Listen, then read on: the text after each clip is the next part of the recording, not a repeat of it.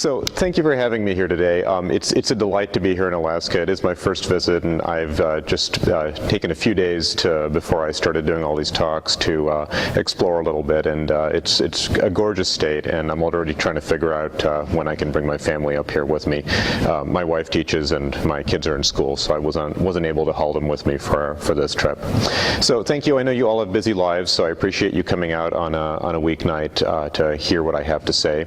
I'll answer quickly the first question that everyone has. Yes, I have a lot of student loan debt, so you know it does add up, but that's okay. It's all good stuff. So when I tell people that one of my jobs as a pediatrician and what I do is early literacy is to tell families they should be sharing books with their young kids from the earliest of ages, universally this is the response I get. Aw, that's so nice. And I say, yeah, well, yes, I'm glad I have a job that lets me do that. But the thing is, I want to move beyond that's a nice thing, oh, isn't that lovely, and that sort of idea, to really saying that sharing books with kids at a young age is actually absolutely critical, and that we need to be doing this because of what it means for their overall health, for their learning, and so on. First, we're going to start with a quick stroll through the early brain. So this is not going to be a highly technical talk, but I want to really share with you what we've learned about the early brain and brain development over really the last 40 years or so, and say, how can we take these ideas, take these concepts and principles, and apply it to policy and programs that are out there in a useful way. So in 2007, the National Scientific Council on the Developing Child released this report, The Science of Early Childhood Development, and they were trying to do exactly that. And I want to share with you some of their key points that they came out with because they are so important. One, they said child development is a foundation for community and economic development. And we need to think of it that way, that children are literally our future society, that they are our workforce, they are our human capital. So we need to be investing in young children in order to make sure that our society continues to thrive, because they are the foundation. Number two, brains are built over time. So there's this notion sometimes that if you put all your money into the right program at the right time, you'll fix everything, right? So commonplace, third grade.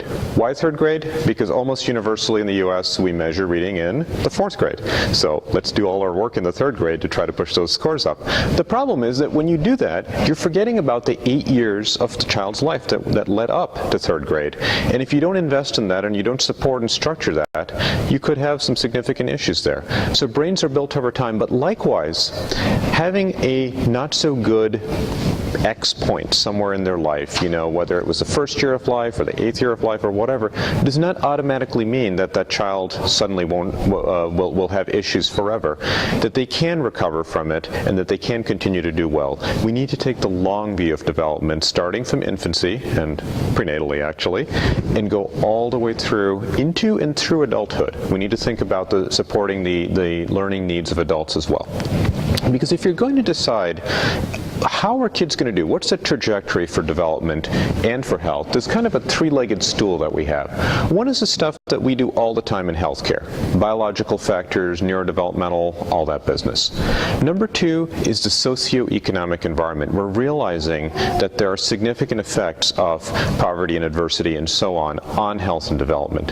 But part three, the one that sometimes gets forgotten, although a lot of people have known this, is the microenvironment around the child. What are the attachment and relationship patterns of children in their daily settings, in home, in early child care, in their neighborhoods, all those sorts of things. Those matter just as much as the other two parts. Which brings us to point three, which is that there's two things that influence the physical architecture of the developing brain: genes and experience. It's not one or the other, it's actually both. And I like to think of it as a campfire. Genes are the firewood, experience is the spark. You need both in order to get a fire. Okay, you can't just have one without the other. And what is it that actually decides how are we going to drive the development of the brain? Are we going to wire those neurons in good ways, or are we going to wire them in not so good ways? That active ingredient is the nature of children's engagement with others around them. Older kids, adults in their environment. It is those relationships that matter with people. relationships that matter with people. I'm saying that again because it is so important, because there's a lot of feeling that, oh, if I put them in front of the right educational program or the right DVD or the right iPad app, that will be good for their brain. The fact is, for young children, that's not necessarily the case. So it needs interaction with people that matters. I'm going to show you a video it's a recording of the face-to-face paradigm. It was developed by Dr. Ed Tronick at Children's Hospital in Boston, and I actually worked for him when I was an undergrad. And he'll explain what they're doing with this paradigm, but I think it'll show you, even on a short-term basis, what happens when the relationship doesn't work as well as it should, and then being able to recover from it. So I'll let him explain this paradigm here.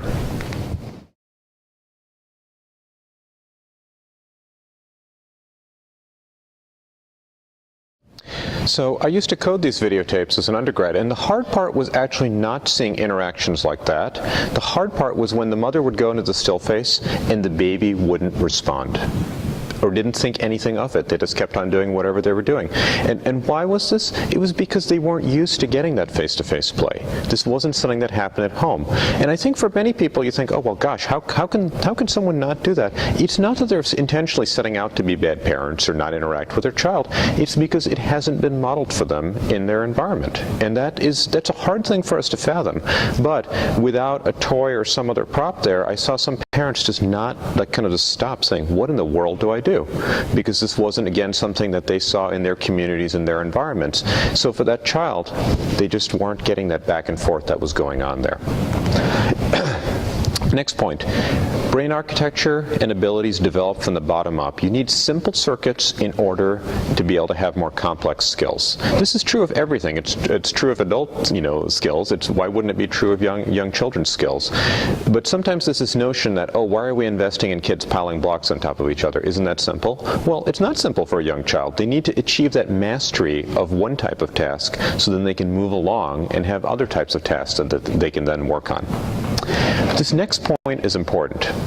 Toxic stress, and I'll define what that is in a moment, in early childhood is associated with persistent effects on the neuroendocrine system, and it can actually have lifelong effects in learning, behavior, mental health, and in physical health. So we'll spend a little time talking about this.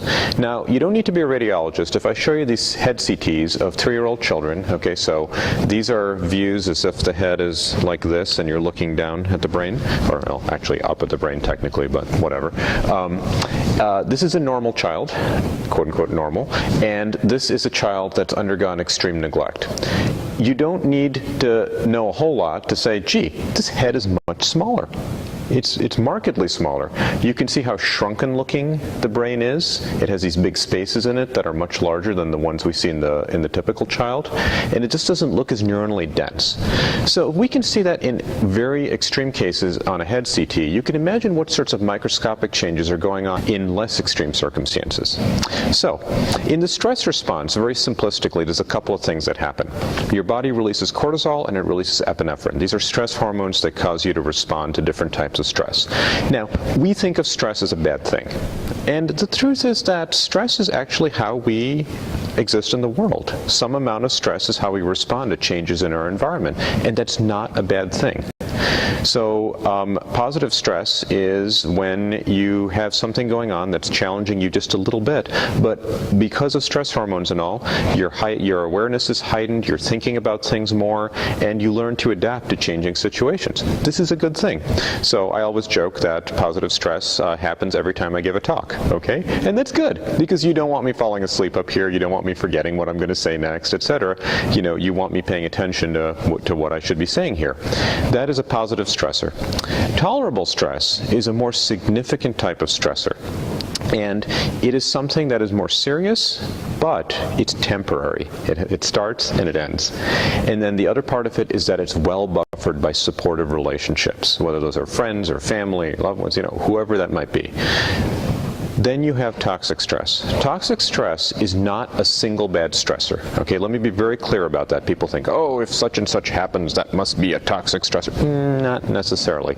Toxic stress is the prolonged activation of the stress response systems, and it doesn't let up, often for a long time. The second part is that those protective relationships are not there, or there's very few of them. Okay, so there's two aspects of it. So you can think about, again, 3 levels of stress response. Those positive stressors, tolerable stressors, and toxic stressors. And in a sense, toxic stress, tolerable can become toxic if those relationships just aren't there. And something that's toxic could conceivably become tolerable if those supportive relationships are there to buffer the situation and what's going on. So in a child's life, what are examples of different types of stressor? Well, here's one I cause all the time. Someone shows up to give them their shots. Okay, and the child who's old enough to know what the syringes mean sees the medical assistant walk in with them and goes, wah! Okay, they are anticipating a painful event. Of course they're going to have cortisol and epinephrine released. That is normal. That is what we expect to see. Here's another one that's common. Parent leaves on the first day of preschool. Okay, it's a separation from a loved one. First time, oh my goodness, what's going on here? And the child starts to cry, and they're responding to a new and unfamiliar and distressing situation. That is fine, okay, because they learn to adapt because of, in part, the stress response. What are examples of tolerable stress? Well, death in the family, that tends to be pretty big. Serious illness, natural disaster, all of these things together, all of them are examples of tolerable stress. If well supported and worked through, the child recovers and they do fine. There's really not usually significant long-term effect, again, if it's well supported. However, let's get to the toxic stress part. What if it's worse? What if those supportive relationships just aren't there, or the ones that are there are already frayed by whatever the environment is like? Child abuse is a common one, okay? Child abuse, unfortunately, does not tend to be a one-time thing. It's often an ongoing pattern. Parental substance abuse, same thing. Tends not to be a one-time thing. Homelessness. These higher levels of stress are just there, and they're prolonged, and the safety net, that socio-emotional safety net, is not there. These are the sorts of things that we call toxic stress. Okay, so what happens in the brain? And I promise this is the one slide of the brain that I'll show. The amygdala is the worry wart of the brain. It activates the stress response. This is your fight or flight, your anxiety, your something's going to go wrong, I need to make a break for it, you know, leap before you look kind of part of your brain. Now, countering the amygdala, and the amygdala, by the way, is enlarged in kids who've had exposure to early adversity. We can actually see that on scans. Now, countering the amygdala is the prefrontal cortex, this area right here. Your prefrontal cortex is your higher reasoning, your planning, your delayed gratification, look before you leap, all those sorts of things. And in children who have undergone early adversity, we see that that part of the brain has less neuronal density, and when you do functional MRI, when you do an MRI scan that lights up parts of the brain as they're more active or less active, you see that there's less functional MRI activity. So again, we're seeing changes there. And then the third part is the hippocampus. You can measure this easily on MRI, you can measure the volumes, and you see that the hippocampi have actually gotten smaller in kids who've undergone early adversity. So let's think about this for a second. You have a child who's impulsive, doesn't think before they act, they can't plan, they can't delay gratification, their memory's crummy, their mood's all over the place. This, unfortunately, sounds like a lot of the kids I see in my community health center practice. They're sent to me for learning problems, behavior issues in home, school, wherever. And we kind of generically often term this ADHD. I don't think this is true ADHD. True ADHD, frankly, good supportive home, good supportive school environment. They just can't pay attention. A little bit of medication actually makes a huge difference to that child, and they usually take off and thrive. Sadly, that's not the case with the kids that I'm describing here. And usually when I do their initial evaluation, I start digging into their histories, I discover that there's a lot of things going on. There's often homelessness, domestic violence, substance abuse. All this is in their background. And of course, I'm thinking that this is probably what's going on under the hood, so to speak. Here's the big issue. I don't have a way to fix that. Certainly there's ways to address it and approach it, but they take a long time, they're very intensive, and good luck finding insurance coverage for it often. So I hope someday we will have good ways to address this, but that's why I focus on the prevention part. Let's try to prevent these changes from happening early on. Because when we ask kids to show up in school, we want them to bring a lot of different skills with them. Here's what we want, ideally, in even a kindergartner or certainly a first grader. They need to be able to regulate their emotions and behavior. They need to know how to have some empathy and take different perspectives. Communications in a pro-social way, not throwing things or hitting, but asking and using your words. Cause and effect sequences, interest, motivation, persistence. There's a lot of different things that we ask kids to bring with them when they enter the school system. And if they don't have these things, I have some kids some patients that I believe actually are very intelligent.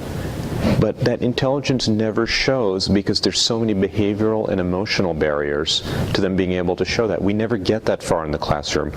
Their teachers struggling just to keep the classroom together in the face of some very challenging behaviors. So those kids never get a chance to show how well they can do things. This statement I intend to be slightly provocative, although only slightly because I do believe it's true. So we spend a lot of time doing lead screenings and things like that in young children because it's neurotoxic. Well, poverty is neurotoxic as well. And let me make that case to you from a pair of studies. One, they looked at 4-year-old kids that were enrolled in Head Start. They measured their salivary cortisol. They didn't do blood testing because then you'll cause the cortisol to go up just by drawing blood, right? So you did salivary cortisol, and they did formal testing of their executive functioning, kind of a measure of their behavior, of their ability to think, their cognition. They also asked their teachers independently, could you please give us your rating of what this child's behavior is like in the classroom. All right, so they found 4 different patterns of cortisol release. This blue one is the typical pattern, okay? Stressor happens, cortisol goes up, stressor stops, cortisol goes down. Okay, that's what should happen. And they found that those kids with that typical response had higher executive functioning on formal testing, and their teachers rated them as having more self-control in the classroom. Okay, good. Those with any sort of abnormal response, high, low, or blunted response, all of them had low levels of executive functioning on testing and were rated as having poorer self-regulation. So there's something about the stress response system and what we're seeing in formal cognitive testing and what we're seeing playing out behaviorally in the classroom. Okay, so that's part 1. Here's part 2. This is a separate study, completely unrelated. They looked at 1,200 kids, and they had them play with their moms, and they recorded what was going on. And they found that the moms who did something called scaffolding, okay, now scaffolding play is when the mother will demonstrate something or help start the process of the child doing something, but she won't actually do it for them, okay? So for example, the shape sorter, okay? Mom takes the circle and says, oh look, it's a circle, and puts it in the circle to demonstrate. And baby takes a square and promptly tries to put it through the triangle, okay? And mom will just sit and watch. And maybe baby will try another hole. Maybe baby will try reorienting the object. It still doesn't go. Maybe baby will start mouthing the object. Maybe baby will throw the object. Maybe baby will get frustrated. Who knows? All of these things are possible, and that's okay. Now, in another type of play style called authoritative play, what happens is, same scenario, and baby takes a triangle and starts to go towards the square, and the mom says, no, no, no, that's not the right one, and guides their hand to the correct answer. Now, the shape sorter is not about the right answer, okay? Last I checked, no one is doing college admissions based on how you did the shape sorter when you were like 8 months of age, right? I hope. So what it is about trial and error. It's about persistence. It's about curiosity. It's about hypothesis testing. Maybe if I turn this shape, it'll now go in. No, it doesn't. Huh, okay, let's try a different hole. It's about all these sorts of things. It's not about the right answer. But and that's what comes out in scaffolding play. So those moms who did scaffolding, those babies had lower levels of cortisol, and when people observed the videotapes, they said, yeah, that baby appears to be paying more attention to what's going on. There's more eye contact, there's more focusing on the play itself, etc. The moms who did an authoritative play style, those babies had higher levels of cortisol and were found to be less attentive. How young were these kids? 7 months. and it held up all the way through 15 months. Okay, so this is playing out in very young children, and the final kicker was the more impoverished the family, the less likely they were to actually engage in scaffolding play. So there's a lot of ifs and links here, but the biology makes sense here, that something about poverty is changing maternal-child interactions, and those interactions are playing out in the stress response system and what we're seeing there, and ultimately that affects what we see in terms of cognitive skills and behavior and so on. That there are connections between all these things, and there's multiple studies that show these connections out there. It's not just these. So we know, if we look at this pyramid here, that people die early because of a variety of disease and disability and social problems, and some sort of health risk behaviors lead to that. What we don't know so much is what levels of impairment lead to them making those choices, and how does adversity play into that? That's really where we have scientific gaps. So yes ma'am. Sir, yes. Would you speak a little louder? I will speak a little louder. Yes. When you turn away or you speak rapidly, you're very difficult to hear. No problem. Thank you. And if I start to do that again, please wave at me, and I can always turn the mic back on if that's the case. But thank you. So the Adverse Childhood Experiences Study is a study that's now been out for quite some time, but unfortunately has not received great attention in the media that's out there. And when I talk to medical providers, many of them have never heard of this. I've given a talk to 300 pediatricians in a room, and I got 4 hands when I asked how many people had heard of this study that was out there. So let me take a few moments to talk about this study, because I think it is so important to all of this. So in the mid-'80s, there was an internist, an adult medicine doctor, who said, gee, I'm doing these obesity treatment programs, and I'm seeing that people are sometimes dropping out. And they're actually successful in what's going in terms of their obesity treatment. But they're telling me that they're not. Why? What's going on here? And when looking at their records, he said, oh, there's past history of abuse or trauma that's going on. Okay, what's the connection there? Because it's often childhood abuse or trauma. These are adults. What in the world would that have? Where would the connection be there?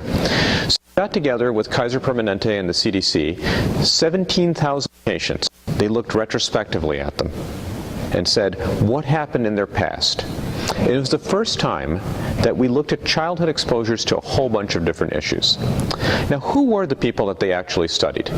They were largely Caucasian, college educated, split between men and women equally, and they were now in their 50s. And I'm telling you this specifically because this is not a study of a typical impoverished at-risk population. People think, oh, this must be about an inner-city urban community or a rural poor community. It isn't. It's about a college-educated, upper-middle-class group, okay? And that's what makes the findings so striking and so stunning. They looked at different types of abuse and neglect. Emotional, physical, and sexual abuse, different types of neglect, domestic violence, household substance abuse and mental illness, parental separation or divorce, or incarcerated household member. These numbers in the parentheses are how common these things were in those groups. So, 26% of this cohort said they were physically abused as a child. And the study was not, were you physically abused, check yes, check no. It actually had specific questions that tried to, parse out what was truly abuse and what wasn't, okay? 26%. That's a stunningly high number. The first time I saw this, I said, really? You've got to be kidding me. This study's been replicated with many different populations over time. These numbers are real. Even the smallest number, 6%, for incarcerated household member, in a busy adult medicine practice that's 1 patient every single day on average, that has that lurking in their background. Of course, we don't know in medicine because we never ask these questions, right? So, that's an issue right there. But these were surprisingly common. So if you give 1 point to each of these things, you have your adverse childhood experiences score. And a third of these folks in the study said there was nothing. But 26% had at least 1. And look at this, 4, 5, or 6, 1 in 20. for each of those categories. So not only were they unexpectedly common, when they looked at the data, they found the effects were cumulative. So what do I mean by that? Well, first, as a child, did they have developmental delay? And they said, look at that. In the first 3 years of life, if you had 5, 6, 7 adverse events as a child, you had a virtual guarantee of having some level of developmental delay compared to children who had none. So we know that there's certainly some near-term effects in the first few years of life. What about long-term? This next slide is what I find the most stunning. Adult heart disease. Look what happens when you hit 7 to 8 adverse experiences.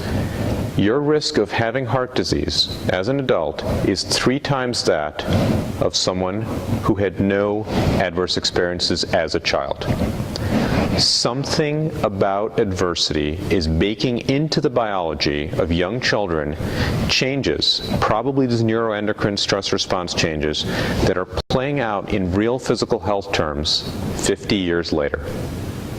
And this holds up for tons of things. It holds up for suicide risk, for IV drug use, for smoking, for COPD. There's a laundry list of things out there where there's a very, very strong association between adversity as a child and physical health and how this plays out. But we know that if we address these things early on and create the right conditions for early childhood development, it is more effective and less costly than trying to figure it out later on.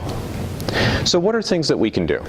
Let's look at a child's developmental progress from birth up through kindergarten age. You have your quote-unquote healthy children, okay, and you want to keep them on that trajectory of developmental progress, okay, and not let them fall off. Then you have the high-risk kids. These are kids who are easily identifiable to a certain extent. The ex-preemie, you know, you can put a nice label on them, you can say, we know they are at risk, here they are. You know that if you do nothing, their developmental outcomes are going to be poorer compared to others. And then you have the kids I worry about the most. They're kind of in between. We call them at risk. There's many more of them. We don't have a nice easy label to put on them. And we're just not sure what to do. The thing that's important is that adversity pushes down on all these curves equally, including the healthy kids. Well, perhaps not equally, but it does push down on all these curves. Now, we're not going to get rid of adversity overnight. You know, if we could get rid of food insecurity and poverty and homelessness, hopefully we would have done that. So what we need are good protective interventions that can shield kids, young kids, while they're in this critical first 1,000, 2,000 days of life. We want to shield them from the effects of adversity. So what are things we can do? Well, to keep those healthy kids where they are, we can do things that we usually do. In healthcare, anticipatory guidance. We can read to kids regularly. We can make sure they're getting good discipline, good health services, and preschool. All of these things will help keep that curve up where it is. For the kids who are at risk, there's specific interventions that can make a difference, and examples are parental responsiveness training, okay, that parent who doesn't know how to do face-to-face play, that can be modeled for them. Either it can be modeled by someone doing it in their environment, or it can be through a home visitor or someone else who explicitly says, okay, this is how you do face-to-face play with your child, and helps them with that. Language stimulation, that they hear words from people, not products, okay? They need to hear language coming from people, directed at them, with them, all those things. And then high quality early childhood education, making sure that we're not thinking of daycare, preschool, whatever, as merely a place where kids need to be while their parents are at work. That is a lot of time that those kids need good, appropriate stimulation from people who know what they're doing. And we need to invest in early childhood education in order to make sure that they are getting that good quality stimulation. And then finally, for the highest risk kids, home visiting programs, specialized services as necessary. Because the world of pediatrics has changed. Yeah, I still do ear infections and all that business and immunizations. That's a big part of what I do. But the way I view my job has changed. Essentially, this is what I'm doing. Developmental assurance. How do I get a child from 0 to 18, 21, whatever endpoint you want to pick for pediatrics, with not just a healthy body, but a healthy mind as well? Now, none of this is to say, because I want to make sure that I'm clear on this, that kids need constant engagement, okay? Let them play on their own sometimes, let them explore, let them have downtime. All of these things are important for them. You don't want them overstimulated to the point that they fall apart. Bad things are not necessarily a long-term negative. There's some really good work going on about resilience and the nature of resilience and what are the factors that go into that, and we are just at the beginnings of trying to understand that. And kids do need appropriate discipline, okay? You're not going to cause toxic stress in a child by, putting them in timeout or things like that. I've had people say, well, am I causing toxic stress by putting my child in timeout? No, you're actually causing them more stress by not setting good limits. So please, put them in timeout, and especially when they start to take apart my clinic room. Yeah, so.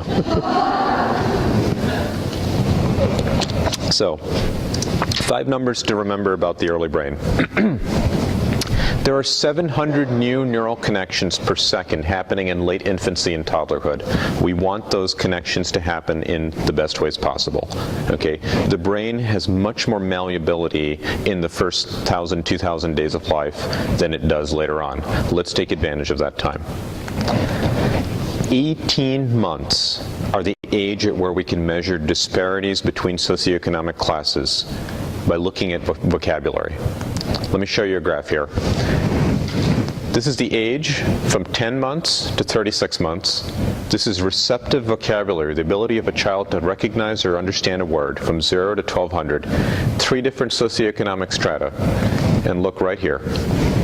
The richest kids at 18 months are already pulling away from their less affluent peers. 18 months. And at 2 years, the middle class kids are pulling away from the poorest ones. We are seeing that gap already begin. So people talk a lot about the achievement gap, and what can our schools do about the achievement gap? Hello? School starts out here, okay? Look at the magnitude of this effect right here, and if we're able to measure it here, the brain changes are happening back here. Okay? We need to be thinking about the early years of life because that is where we're going to make the biggest change. I'm not saying that you give up on K through 12 or anything like that. They need funding and investment just like anyone else does. And they do a pretty good job with limited resources. But we need to think clearly and cogently about what we're doing to support early childhood. And I will say, I love K through 12 educators. I think they do a great job. But the world of early education is really quite different from that of K through 12 education. And a lot of my K through 12 colleagues think that age 4 is early. And I'm sitting here going, 4, that's like out here, okay? We need to be thinking here. And I have some colleagues that are arguing that we should be even thinking prenatally. I'm not really sure what to do about that part, but anyway. 90 to 100% is that risk of developmental delay when kids have multiple adverse risk factors, as I pointed out before. And again, remember those 3 to 1 odds on adult heart disease. But for every dollar you put into early childhood programs, $4 to $9 back in returns. That is not me making up numbers. That is actually respected economists who have done the analysis. James Heckman is a Nobel Prize winning economist from the University of Chicago. He thinks that it is very clear that the return on investment on early childhood is a great business deal. He puts it in purely economic terms. He says you get a lot of bang for your buck by investing in early childhood. And the Sunday New York Times yesterday actually had a column by Heckman laying out his thoughts on this. He's talked about it a lot, but he's making the point again, and he's trying to speak to the business community about that. Frederick Douglass, long before we had MRIs and Nobel Prizes and stuff like that, said, "It is easier to build strong children than to repair broken men." He had this figured out, and he said, yep, that's really the truth. This still holds. Okay, so let's talk a little bit now about the reality of reading and how reading fits into all of this. That graph I showed you with the 18 months and the disparity split there comes from this book, Meaningful Differences in the Everyday Experiences of Young American Children, by Todd Risley and Betty Hart. They did this study in the 1980s, and Risley was actually here at the University of Alaska, I understand, for some period of time. So they actually looked to see what was happening happening in American homes in terms of how adults were interacting with children. And one of the striking findings was really about the amount of speech, the amount of language that was being directed at children. And when it came down to it, this is what they found. Children in low-income families were hearing 20 to 30 million fewer words by the age of 4 than their more affluent peers. 20 to 30 million fewer inputs wiring the brain. Okay, there just wasn't as much language being directed at children because people weren't talking to their kids, they weren't paying attention to them. This has not been repeated, this study, because it was so intensive and hard to do. It hasn't been repeated on a larger scale. I worry that actually we may even be in a worse state now because of the proliferation of electronic devices and TV and DVDs and all sorts of things, maybe cutting down the language just as much. Because honestly, you know, I get this a lot from parents. Well, we have the TV on, but my little baby doesn't watch it. Well, okay, but guess what? Having TV on in the environment does actually reduce a child's cognitive abilities, a young child's cognitive abilities. Why? Because everyone else in the room is watching the TV and not interacting with the child, or not wanting to talk as much because of the sound interference or things like that. So there is still an issue there. So how are we doing in Alaska? I want you to look at 2 lines here. This is the percent of children ages 0 to 5 that are read to on a daily basis. So children under age 5 that are being read to every day. Nationally, we're at about 48%. So just over half of kids are not getting the benefits of daily reading at a young age. And in Alaska, you're actually doing a little bit above the national average. You're at just about 50%. You're actually 24th out of the 50 states. So kind of mid-pack there. What's notable to me is that if you look at those in poverty, less than 200% of the federal poverty line, that's only 40% of kids being read to on a daily basis nationally, but the number is about the same. It's about 50.5%, 11th in the country. So I'm not sure what you're doing in terms of encouraging people to do daily reading, but it seems to be paying off, because this number in my home state, we're 49th. Or 49th out of 50. We actually, and that is part of Wisconsin's unfortunately famed massive gap in achievement. And it falls, unfortunately, largely along racial lines. It's largely African American versus Caucasian. And that is where there's a huge disparity that we have.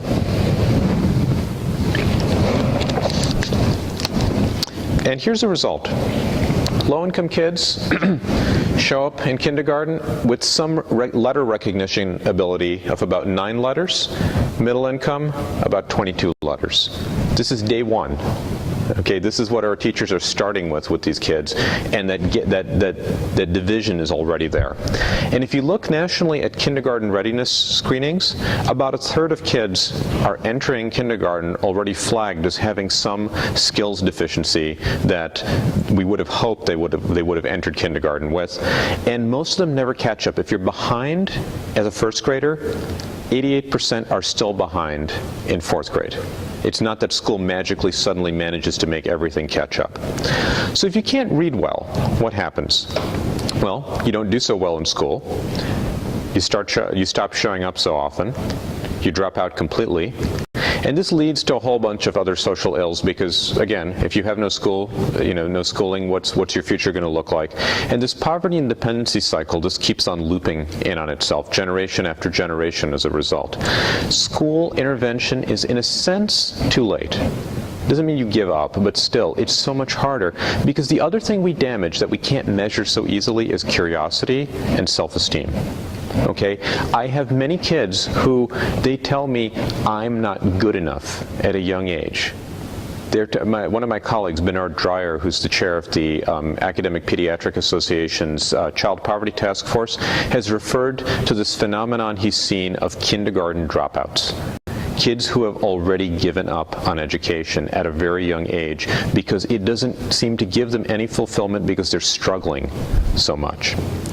So why reading? Why not math or art or all these other things that are out there? Why reading? It's because of this simple fact. Reading is the fundamental skill for learning.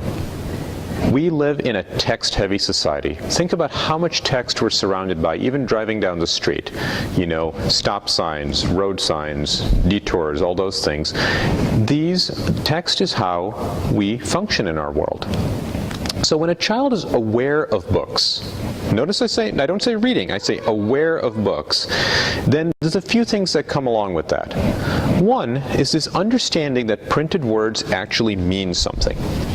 So if you take a picture book, you know, the average 2-year-old who's being read to thinks that you, the reader of a picture book, is telling the story the same way each time just by looking at the pictures. Wow!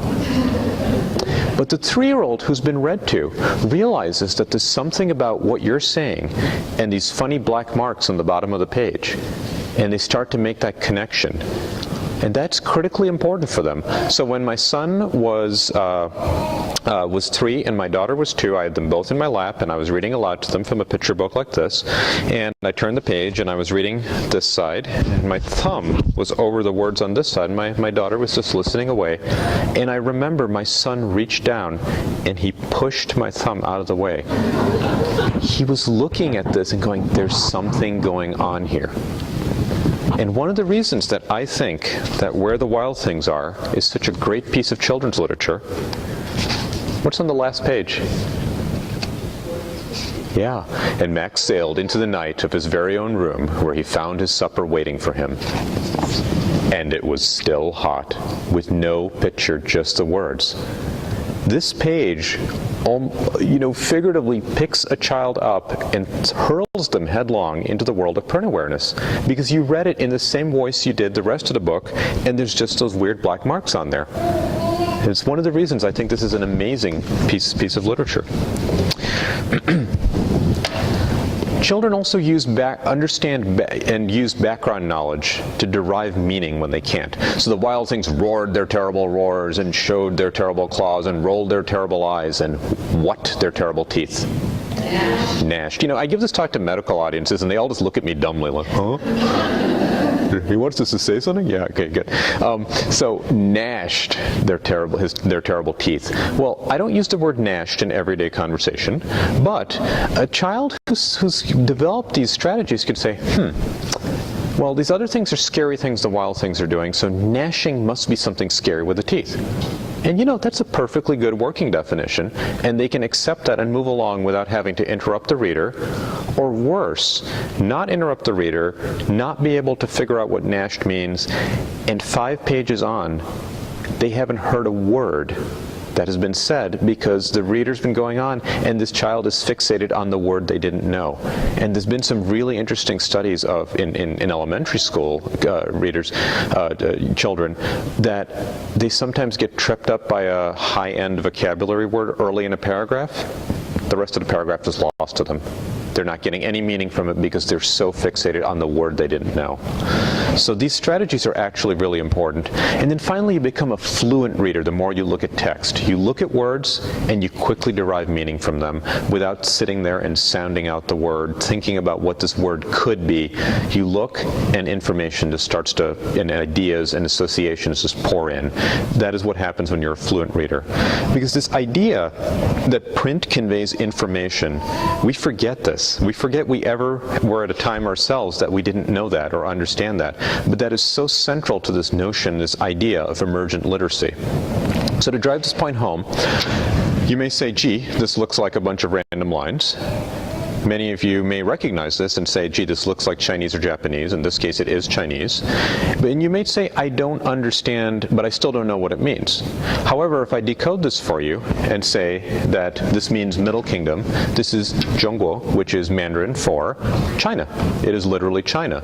And now this has meaning, and it has associations, and it has connections, and all these things. I use this because my wife is actually a professor of Chinese literature, so I got her to double check all my meanings on this. So whoops, there's China. Okay. And remember that reading is not necessarily simple. We are hardwired for language, for spoken language. We are not hardwired, however, for reading. we are repurposing a lot of circuits in the brain that had other purposes or whatever in order to achieve this thing we call reading. And it takes a lot of cognitive power. It takes much more power to read something than it does to actually say it.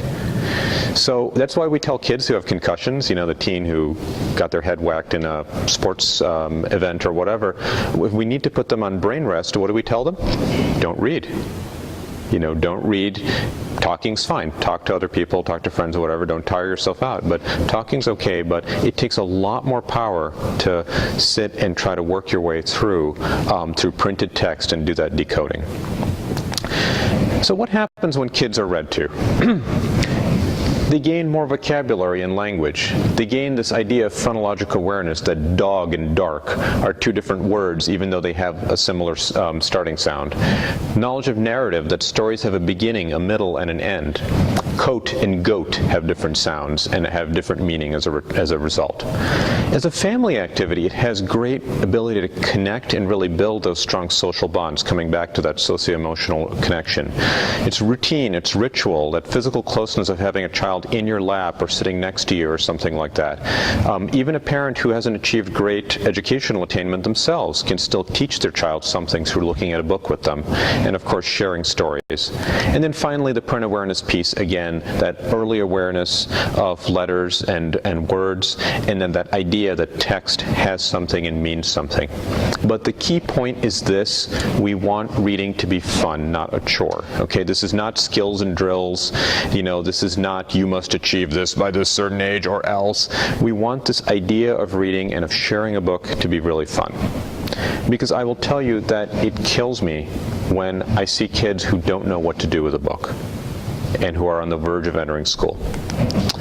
So now I want to take a few moments to talk about Reach Out and Read. Reach Out and Read is a program I've been associated with some time. That closet at Boston City Hospital where I was coding those videotapes of the face-to-face interactions. Well, down the hall was another closet where these crazy pediatricians were handing out books at regular checkups. And that was actually where Reach Out and Read started, just down the hall from where I was. And so I feel like, in a sense, Reach Out and Read and I have grown up together. Our mission statement is quite simple and straightforward. We prepare our youngest children to succeed in school by partnering with healthcare providers to prescribe books and encourage families to read together. And if I had to pick one graphic to really sum up the whole idea, it's this, which I created: the prescription to read. Okay? I think that the advice I give to families to share books with their child every day is as important, if not more important, than any other piece of advice I give them about their child's health and well-being. This is more important than back to sleep. This is more important than car seats. Those things are important. We should be doing them. But this has such significant implications for their cognitive health, their emotional health, and for their physical health across the life course that I think it is as important or more important than those things. Our goal is not about teaching a child to read early, okay? I'm not impressed by the 2-year-old who's lugging in a copy of Harry Potter or whatever, you know. We want them to learn to love books and have that love of reading. And I want to take a moment just to talk about the books themselves and what makes a great book, which obviously there's entire courses on, but just a little bit of a taste of that. And I always start off with this quote from Catherine Patterson, who wrote Bridge to Terabithia. We are not wise enough, we adults, to know what books will be right for any child at any particular moment.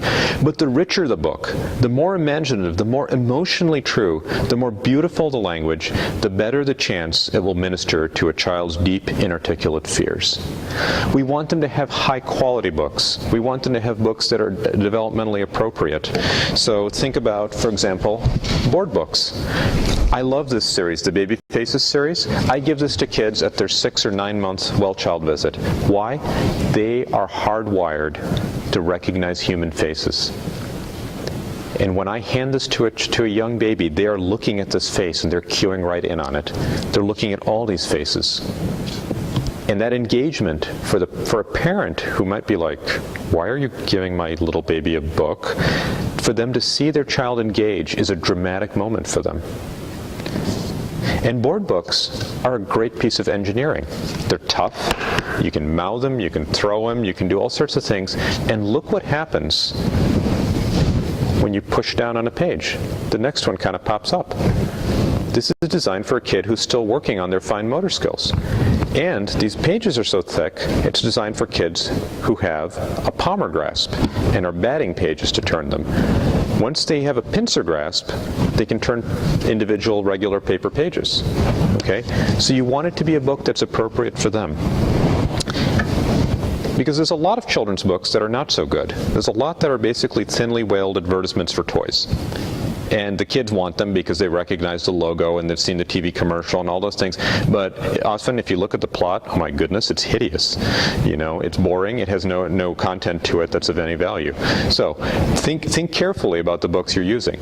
And books do actually contain a lot, even children's books. So this chart, this is rare words per thousand. So how many unusual words do we have? It's kind of an index that the authors developed. So scientific article abstracts, we like to confuse people, so we have 128 rare words per thousand. Newspapers, adult books, 60s, 50s, comic books 50. Children's books are about 30, 31. Preschool books are 16. Why are they lower? Because you're trying to have words that kids who are learning to read can more easily recognize. Okay, now let's look at TV. They took the texts of TV shows and said, we're really in the 20s, 30s. Mr. Rogers and Sesame Street, that's not 20, that's 2. Okay? The vocabulary being used in spoken language and also casual speech, expert witness testimony is about 28, college grads, friends and spouses about 17. We don't use, when we talk, the full breadth of the English language available to us. We're actually using a smaller subset. When we write, we tend to use more unusual words, synonyms, things like that. So arguably, if content aside, you would do better off handing a child a developmentally appropriate, content-appropriate comic book than you would putting them in front of almost any type of TV, in theory. Also beware, this is a soapbox, and I just realized as this came up that I don't know if that's actually Fairbanks or whether it was a trade name Fairbanks, but I've used this image in like many talks, and I said, hey, wait a minute, Santa Claus, Fairbanks, who knows? Anyway. This is a soapbox. Beware of developmentally appropriate books which are marketed as such, because they are usually gimmicks. They are usually there to make you think, if I don't give this to my child right now, they will never get into Harvard or any other college and they'll all be washed up. No. Often they are trying to essentially just get you to buy the book more than anything. On my website, I do have this document I created actually a little while ago. I need to go back and just do a few updates called What the Dormouse Said. And it talks about this intersection between books and children's literature and child development. I actually wrote it as, it's an outgrowth of something I did in library school, actually. So, advice for parents that I have. Or actually, before I get into the advice, I just wanted to say, so Reach Out and Read, we give out the books, we hand them out at those visits at 6 months of age all the way through 5 years of age. You have quite a few Reach Out and Read programs here in Alaska, mostly through some of the clinics that are in outlying areas, and I know there's about 4 or 5 programs here in the Anchorage area, and I'm not going to remember them off the top of my head because I'm not as familiar with your local institutions, but if you go to reachoutandread.org, you can put in Alaska and it'll give you a list of where the programs are. And if there are clinics that are not Reach Out and Read programs, then, well, you might want to have a discussion with them about that. So we do the books, we do the advice, and we also do literacy-rich waiting rooms. And this is actually where libraries and other individuals in the community who have knowledge about reading to children can be very valuable, because a lot of clinics get anxious about, oh my goodness, what do we do in our waiting room? We don't know how to do this literacy-rich part. And actually, that's where, at least in Madison, we've done a great job partnering with our public library system, who happily will help manage part of the waiting room in terms of displays and books and brochures and things like that. They get exposure for their great services, and we hopefully have people going to use their great services as a result. So kind of interactions to think about that are out there. And I will tell you that this act of giving the child the book, I walk in with the book in hand. If the child is 18 months or older, I give them the book upside down on purpose. Why do I do that? Because at 18 months, they usually realize that something doesn't look quite right about this. Can't read, but they realize it doesn't look right. And usually by about 2, hopefully they're turning the book the right way up. And it killed me once when I gave a sibling, this wasn't even the patient, never met this family before. I gave a sibling a used book to, he was 4, and he sat there with the book upside down and backwards and closed for the entire visit. He didn't have the intellectual curiosity to open that book. And without knowing a thing about him, I don't even think I knew his name, without knowing a thing about him, I can tell you that that child is probably a setup for failure when he starts kindergarten. Because he didn't really seem to have curiosity or want to open the book or anything, and I handed it directly to him. In contrast, the 3 or 4-year-old who runs up to me, grabs the book from my hand and says, "Oh, if you give a mouse a cookie, oh, I love this book," and starts flipping the pages. What have I learned? I've learned gross motor skills because she ran up to me. I've learned fine motor skills because they're flipping pages. I've learned language. I've learned hearing. I've learned they've been read to. I've learned vision. I have learned and done most of my developmental surveillance in about 6 seconds without asking those boring questions about how many blocks is your child stocking, whatever. This book is a tool for me. It helps me do my job better. And I've said this actually in a federal congressional briefing on Capitol Hill on early literacy. If I had to make a choice in a regular checkup where there's no other identified complaint, I would rather walk in without my stethoscope than without a book. Because I learn more from this than I would listening to a normal heart and a normal lungs. They're not coughing, they're standing, they're breathing. What do I really expect to hear? I mean, come on, you didn't listen to the heart. It's like, hello, trust me, it was beating. They were standing and they were drawing on the chalkboard. It was fine. So, all right, so to close, advice for parents. Read aloud together daily. You miss a few days, that's fine. Obviously, I'm missing reading to my kids while I'm up here. That's okay. But read together daily to the extent possible, even for 5 minutes. This one's a simple one, but one we don't think about often. Get them a bedside lamp and give them a few moments to just look at a book, even if it's 2 minutes, just to set up that habit of just quietly looking at a book for some period of the day. Limit screen time to under 2 hours a day. And for the youngest children, no screen time.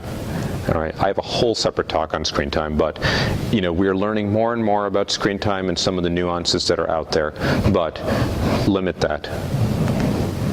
No screens in the bedroom.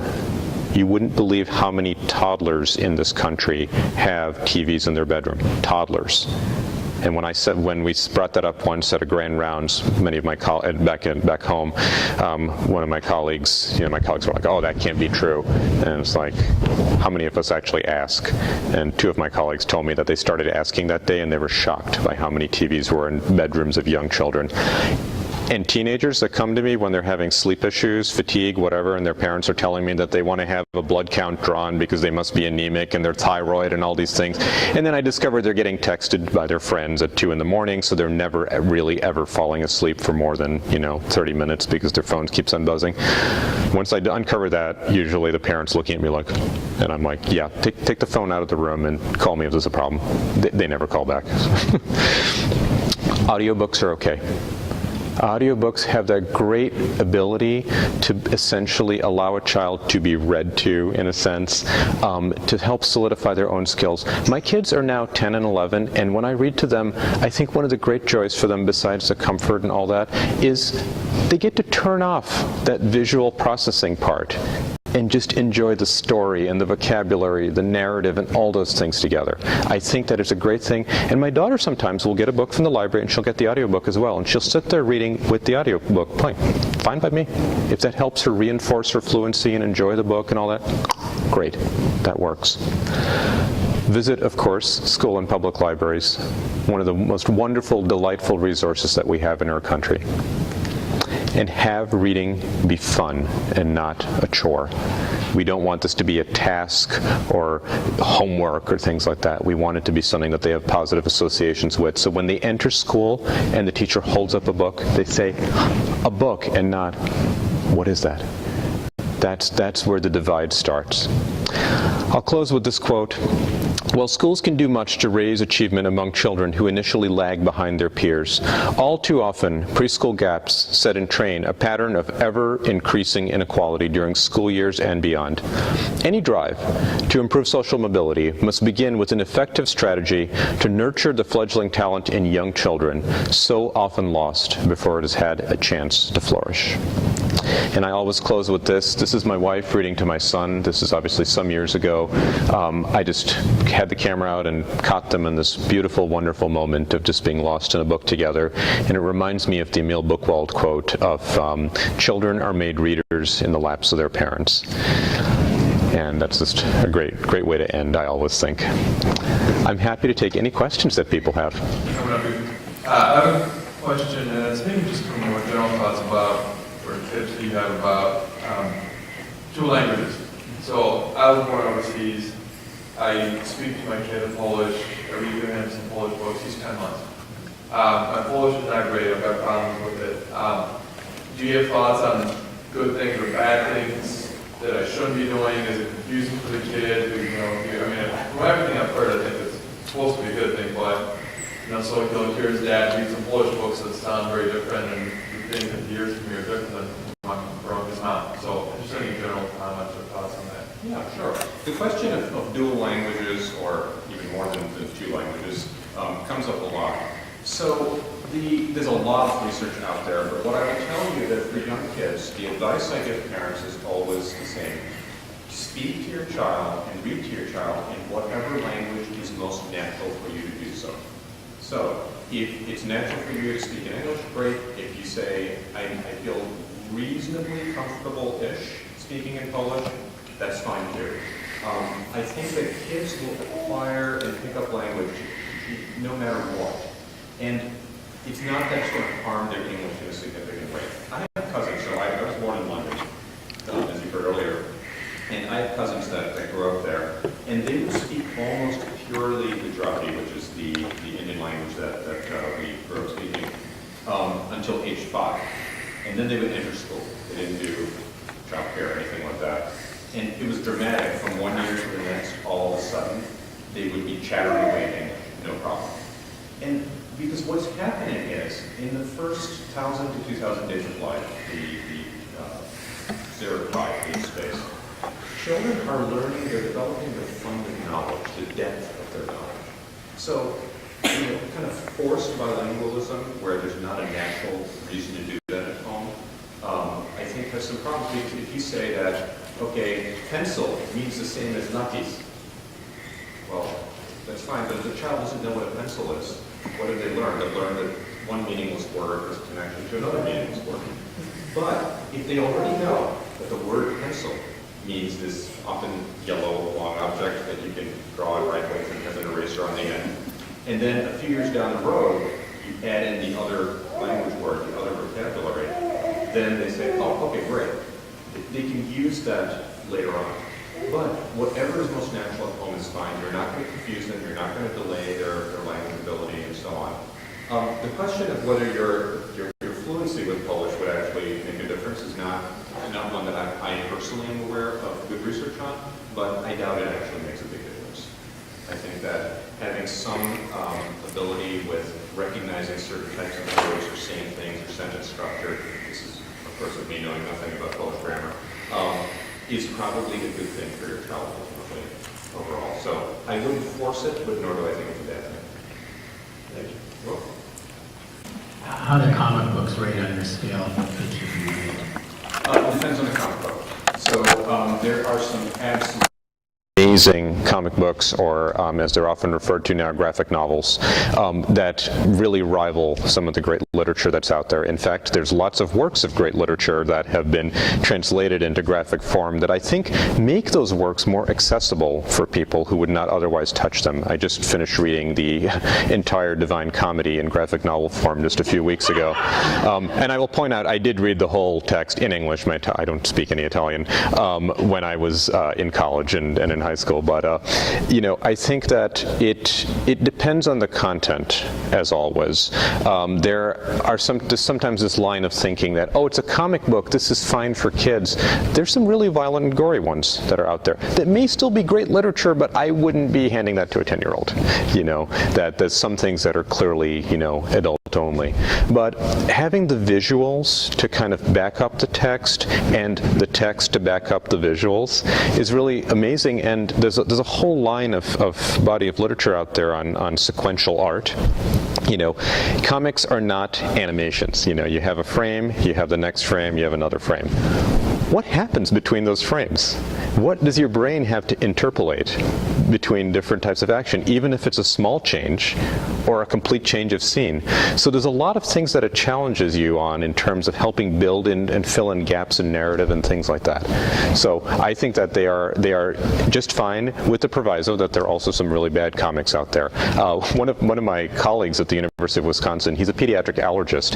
He's also an incredibly talented artist, and he does a wonderful talk about the history of comics in American society, and then he links it to also comics use for medical education. And he gives some really hideous examples of well-meaning people who said, we should write a comic book to teach kids about their asthma because kids like comics. And they put all their money into an artist and nothing into the storyline. And he says, think about what this is actually saying to kids and how scientifically inaccurate it actually ends up being. And he actually has a small little company that they just started to try to do medically accurate comics that are still fun. It's called Iggy and the Inhalers, actually. I think they're still working on it. Communicating about the electronic devices that very young children are exposed to, and according to something I just watched on television, are in fact playing with. And I think that what's important is to realize that you can't have a single answer for all kids. So let's go back to some of the research that was done on some of the first really made-for-children TV programs, Sesame Street, Mr. Rogers. They found that those actually had some beneficial effects in terms of vocabulary and learning and pro-social stuff in 4-year-old kids. 4-year-olds are massively different from a 4-month-old, or a 1-year-old or a 2-year-old. There's also a developmental shift that occurs in kids, and this is actually done by a developmental psychologist at my own institution at the University of Wisconsin. I've never met her. You would think I would know the people at my own institution who do this, but I don't. She found that if you recorded a person teaching a child a simple skill, and then if you had the same person do that same teaching right in front of the child, young children, and by young we mean under 18 to 30 months, the lines seem to be different in different kids. They didn't get it when they saw it on the screen, that they didn't learn that skill. They needed a live person in front of them in order for them to learn. They didn't recognize that the person in front of them recorded was the same thing. And then something around 18 to 30 months, they started to recognize that this thing on the screen was the same as a person or similar to a person and would actually be able to learn a skill from them. So putting young children in front of screens is not earlier than 18 to 30 months, let's say before age 3, certainly has different effects than it does in older kids. There's also this idea, and this has been unfortunately exploited by a lot of the educational doodad type people. Your baby can read, okay? That one got flogged on late night TV all the time, And what is actually happening there? Because parents would say, oh, no, but I see my child is doing this. See, they're learning to read and they're only a few months old.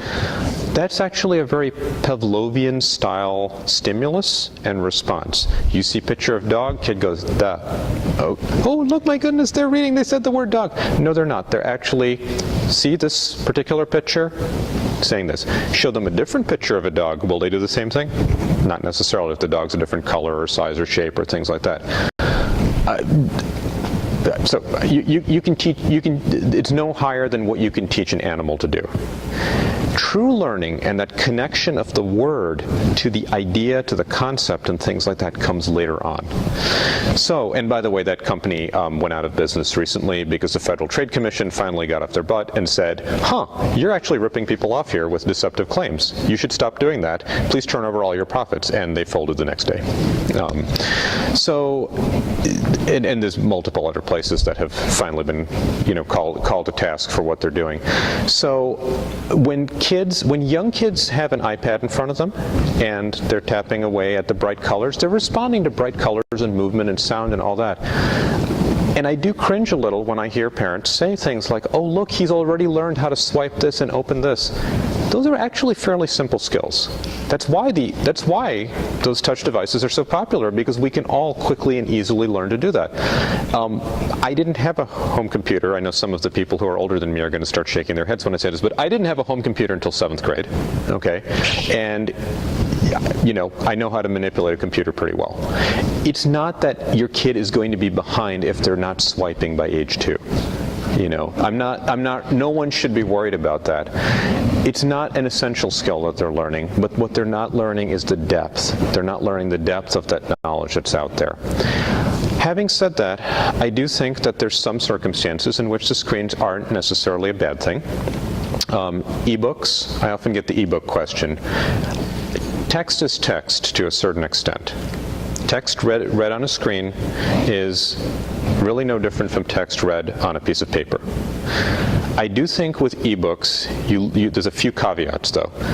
Picture books tend to lose some of their quality. You don't get quite the wonderful images and all that. If a kid is only getting the ebook versions, then they lose some of the tactile turning pages, manipulating, blah, blah, blah stuff. And there's a big issue with ebooks. If you're using something that is a dedicated ebook reader, like a basic Kindle or something like that, probably not an issue. However, iPads, unless you're absolutely scrupulous as a parent, and almost no one is, your kid is going to know that not only can you read books on this thing, you can also play Angry Birds, okay? And kids will whine and demand the more fun thing, because that's what they do. This is why marketers market to young children. The kids aren't running around saying, I'm going to purchase Fruit Loops at the supermarket.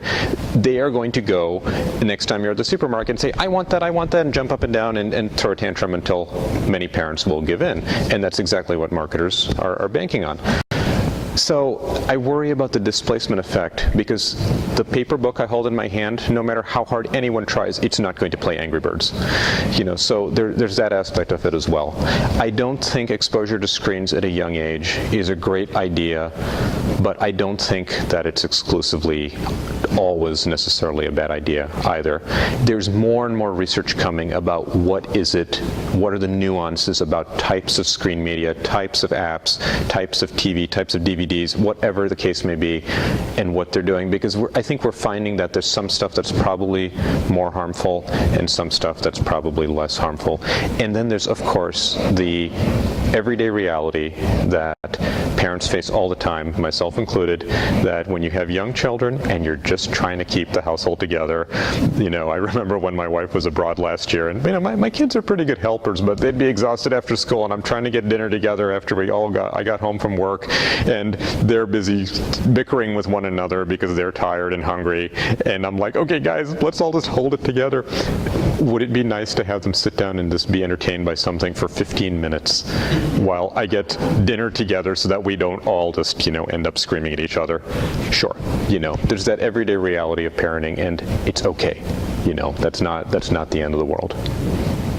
So that was a very long-winded answer that I hope addressed some of the questions you had. I was just wondering if you've been tracking the impact of retail reading, since it seems like it's a pretty widespread program that you're seeing on a regular basis. So I was just wondering if you had any more. Yes, there are 15 studies that have been published in peer-reviewed medical journals looking at retail reading. findings have been that there's improved language scores in at-risk children.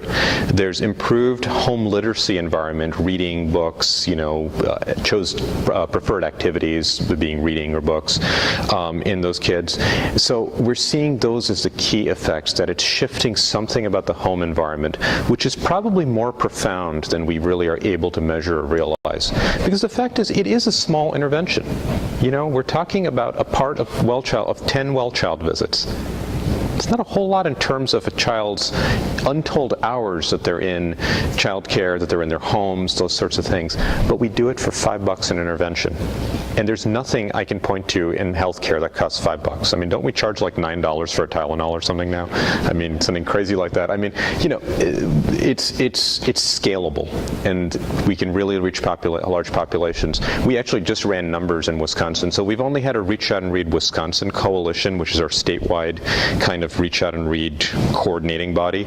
There is no Reach Out and Read Alaska. There's only about 20-something states that have coalitions, and long story as to how those get formed and don't get formed and things like that.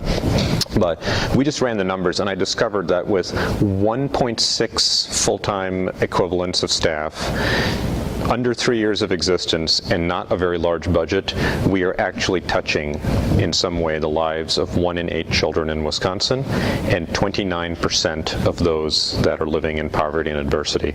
And those numbers are actually like 3 weeks old, and I was just floored at what we were able to do with not a lot of staff and not a lot of money, which is why I'm saying, look at our impact, give us more money, please, and so on.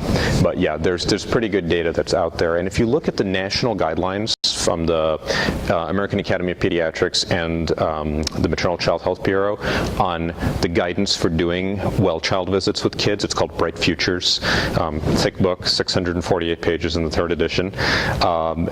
Reach Out and Read is mentioned prominently as a program that should be supported in literacy, and it'll be even more prominent in the 4th edition. That's because I'm on the committee, so I know what's going on there. And I think what's important, the one thing I'd like to encourage all of you to do, whether it's part of your professional roles or you're just here because you found this interesting or whatever, is take this information and talk about it. Please share it with others, because, honestly, psychologists and social sciences and so on have known about a lot of this for a long time, but now we're able to link a biology to it. So for the folks who don't want to allocate funding for some of the lovely and wonderful programs that are out there to really support families and transform the lives of those who live in adversity, we're now able to point to a biology and say that this is real, at least in the sense that they're looking for, that we can point to biochemical interactions, that we can point to clear outcomes, and by linking these things we can drive policy and programs that are out there and drive the message that I think you're saying here, because we've always said, please read to your child, please talk to your child, please sing to your child, do all these things, but sometimes, unfortunately, when the chips are down and someone's struggling to do those sorts of things, to get that home visitor in their front door to spend a little time talking about this, well, gosh, there's no money for that, or funding got cut, all those sorts of things. We need to say that this isn't about partisan politics or anything like that, that this is about investing in children. Children are such a key, we don't like thinking about them this way, but they are a resource. In a sense, they're a product. And we are in the child healthy adult creation industry. And we need to, in a sense, think about how are we going to make sure that kids are coming out okay at the other end. Because 40% of children in America are living below 200% of the federal poverty line. Below the federal poverty line is about 22%. The senior poverty rate is only 12%. And I'm not meaning to imply that it's okay for 12% of seniors to be living in poverty, but the child poverty rate is double that. This is a huge challenge that we have nationally. I was just wondering if the state of Wisconsin has preschool, the entire state in preschool? Wisconsin does not have universal preschool, but it is accessible in many areas. There are a variety of districts that have started 4K programs and things of that nature. We do have a child care quality rating system, which has greatly helped in the last few years in terms of being able to put some actual hard data. When parents ask me, hey, how do I find a good child care facility? my answer prior to the rating system was, I don't know, visit them and see if they seem nice. You know, that's not very helpful. Now we're actually able to put hard numbers to it and also tie some state reimbursement to that system as well. It's not perfect. There's some issues, but it does work. And so the states that do have, on the curriculum, do they show significant improvement in reading readiness or? They do in certain programs and projects. So the two that have been studied with real longitudinal outcomes are things like the Perry Preschool Project and the Abecedarian Initiative is the other one. And they have shown when you undertake an intentional strategy to move things along and start at a young age, 2 or even earlier, that you are able to make a difference for those kids in terms of longer outcomes.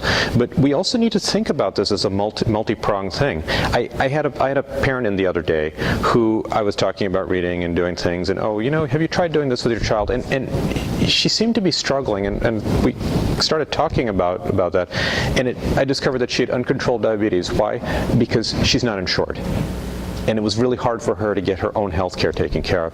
So as a pediatrician, I focus on kids, but the fact is we need to make sure that we're transforming the lives of their parents as well, because if the parent has issues that aren't being dealt with, it's going to be really hard for them to attend optimally to their child. And that's an almost ridiculous request for us to make when they're struggling so much just to hold things together. Well, thank you all for coming. First, we need to applaud and thank Dr. Thank you. I appreciate it. Thank you.